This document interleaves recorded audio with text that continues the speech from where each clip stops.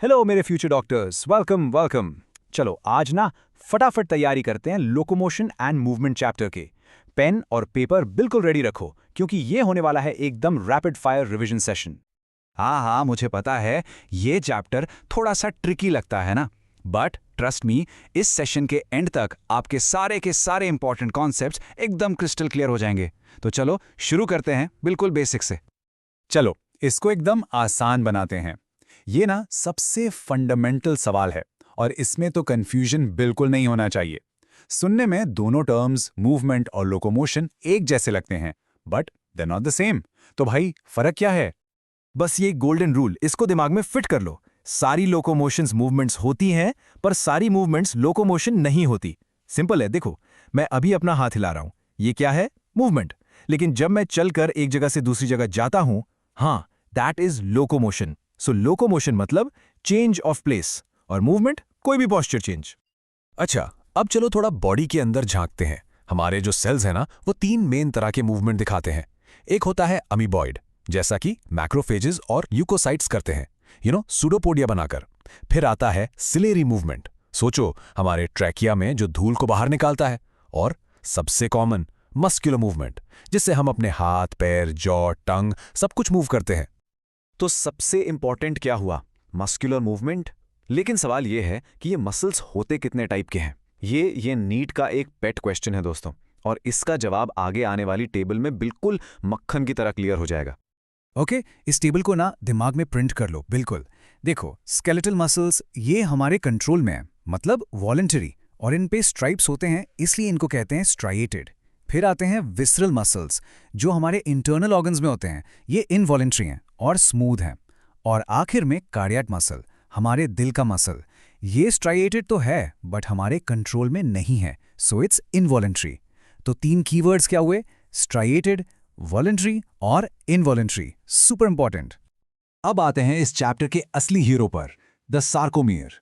सोचो अगर मसल एक पूरी ट्रेन है ना, तो सार्कोमियर उसका इंजन है। यही है the functional unit of muscle contraction. और यह है क्या? बस दो जी लाइंस के बीच का एरिया, दैट्स इट। और इस इंजन को फ्यूल कौन देता है? दो मेन प्रोटीन्स, एक्टिन और मायोसिन। याद रखो, एक्टिन पतला है, थिन फिलामेंट, और ये बनाता है लाइट आई बैंड। और मायोसिन वो मोटा है, थिक फिलामेंट, और ये बनाता है डार्क ए बैंड। और हाँ, एक चीज बिल्कुल मत भूलना, मायोसिन के हेड पर एक एटीपेज एंजाइम होता है। एनर्जी वहीं से आती है। तो अब आते हैं मिलियन डॉलर क्वेश्चन पे। आखिर ये एक्टिन और मायोसिन करते क्या है? मतलब एक मसल रियली कॉन्ट्रैक्ट कैसे होता है? चलो इस चैप्टर की सबसे important theory, sliding filament theory, इसको फटाफट डिकोड करते हैं। ओके, पूरा फोकस यहाँ। देखो क्या होता है, ब्रेन से एक सिग्नल आता है, सीएनएस से। ये सिग्नल न्यूरोमस्कुलर जंक्शन पर एसिटाइल कोलिन रिलीज करता है। फिर एक एक्शन पोटेंशियल सार्कोप्लाज्मिक रेटिकुलम को बोलता है, भाई कैल्शियम रिलीज करो। जैसे ही कैल्शियम आता है, वो ट्रोपोनिन से जुड़ जाता है, और इससे एक्टिन के जो एक्टिव साइट्स छुपे हुए थे वो एक्सपोज हो जाते हैं। अब मायोसिन का हेड फॉरेन साइट्स पर जाकर बाइंड करता है, इससे बनता है क्रॉस ब्रिज, और फिर बूम, मायोसिन एक्टिन को अंदर की तरफ खींचता है, बिल्कुल रस्सी खींच, टग ऑफ वॉर की तरह। इसी को कहते हैं पावर स्ट्रोक। और जैसे ही कैल्शियम वापस पंप हो जाता है, मसल रिलैक्स। और इस पूरे प्रोसेस का सबसे इंपॉर्टेंट टेकअवे क्या है? ये लाइन, इस पे स्टार मार्क कर लो। जब मसल कॉन्ट्रैक्ट करता है तो पतला वाला आई बैंड वो छोटा हो जाता है, इट रिड्यूसेस। लेकिन जो मोटा वाला ए बैंड है वो उतना का उतना ही रहता है। The A band retains its length. ये एक 5 स्टार हाई यील्ड पॉइंट है नीट के लिए, भूलना मत। चलो मसल पावर की बात तो हो गई, अब उस फ्रेमवर्क की बात करते हैं जिसके ऊपर ये मसल्स काम करते हैं, यानी हमारी बोन्स। बिल्कुल सिंपल सा फैक्ट है बट इंपॉर्टेंट है। एक एडल्ट ह्यूमन में टोटल 206 हड्डियां होती हैं, और इनको हम दो मेन ग्रुप्स में डिवाइड करते हैं। तो ये दो डिविजन्स हैं, एक है एक्सियल स्केलेटन, जो हमारी बॉडी का मेन एक्सिस बनाता है।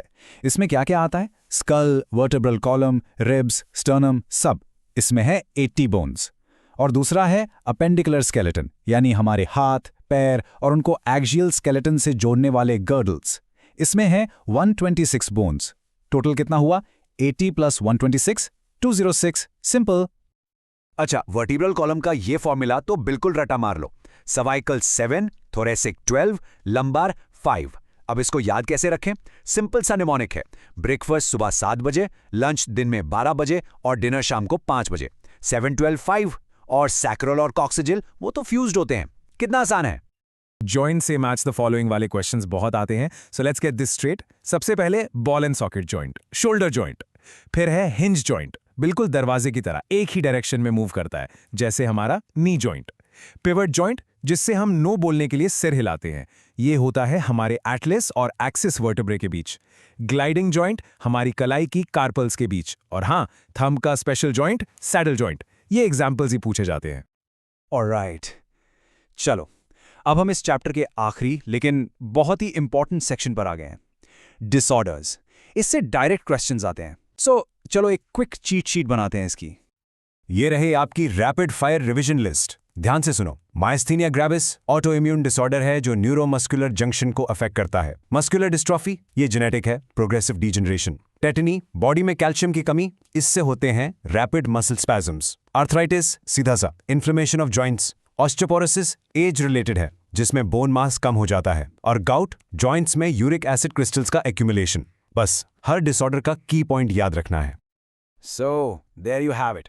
देखा आपने, एक छोटा सा सिंपल सा हाथ हिलाने के पीछे कितनी कॉम्प्लेक्स मशीनरी काम करती है ना? Signals, ions, proteins, bones, joints. It's a beautifully complex system. और अब आप इसके सारे इंपॉर्टेंट पॉइंट्स जानते हो, बस रिवीजन करते रहना। मुझे उम्मीद है कि ये क्विक रिवीजन आपके लिए काफी हेल्पफुल था। अगर हाँ, तो इस एफर्ट के लिए एक लाइक और सब्सक्राइब तो बनता है, ताकि आपको और ऐसे एक्सप्लेनर्स मिलते रहें। चलो, all the very best for your preparation.